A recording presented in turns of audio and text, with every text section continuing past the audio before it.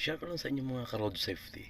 Nung isang araw, pumunta akong Novaliches sa bayan. Ngayon, may bibilhin ako. Bibili ako ng battery ng motor. Ngayon, sinakayan ko Glory. Hindi ko na malayan, lumagpas ako ng doon sa may Honda. Ngayon, sige, punta ako, may titingnan ako doon sa may Glory.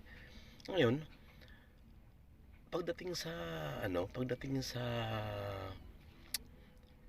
may 7-Eleven dati yung left turn, kumaliwa ngayon yung jeep. Ngayon, sabi ko, tapos sabi niya, boss, hanggang dito lang, baba na po kayo. Sabi ko, boss, di ba hanggang Glory tayo? Ito, mayroon nga ditong matanda, ilan tong matanda dito. May dalawang buntis, tapos may dalang bata, tapos ngayon, ibababa mo kayo dito. Sabi ko sa kanya, pag ganyan boss, ano yan, bawal yan eh, thrift cutting yung ginagawa nyo. Sabi ko sa kanya, may nakita akong enforcer na isa. Pag hindi nyo po ito ituloy sa sa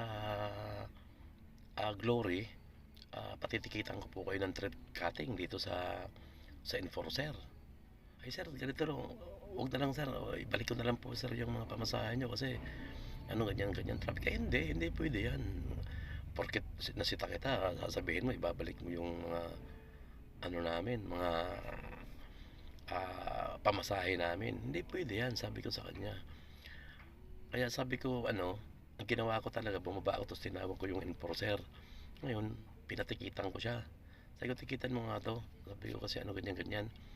Tapos sabi niya, sir, pasensya na, wala akong panikit yung mga may panikit andun sa intersection. Yun, sa mga driver, yung mga biyaheng saan ba to? Dito sa part ng Bulacan going to dapat ayusin nyo. Kung ano yung nakalagay sa prangkisa nyo, dapat yun ang sundin nyo. Kasi kawawa naman yung mga buntis. Kawawa naman yung may mga bata. Maglalakad almost 100 meters. Diba? Inaasahan nila na doon sila ibababa. Tapos ganun. Paano lang kung may dalang mabigat? Diba? Kawawa naman. Diba mga road safety? Ngayon, ang pinagtataka ko lang, napakarami namang enforcer doon sa taas. Doon yung yung battle point, battle point doon sa fort na yun yung kinakaliwa nila kasi ayaw nilang tumuloy doon sa baba kasi masyadong matraffic.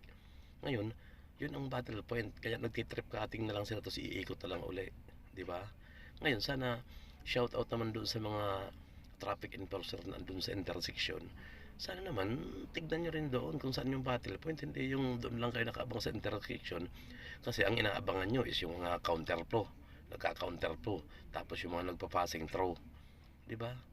Kaya minsan kawawa rin kadalasan din ng mga natitikitan dyan is yung mga dayuhan din kasi yung signboard nyo ng no entry is napakataas, ang liit. Ang liit, ang dami rin diyang nahuli kahit na sa gabi.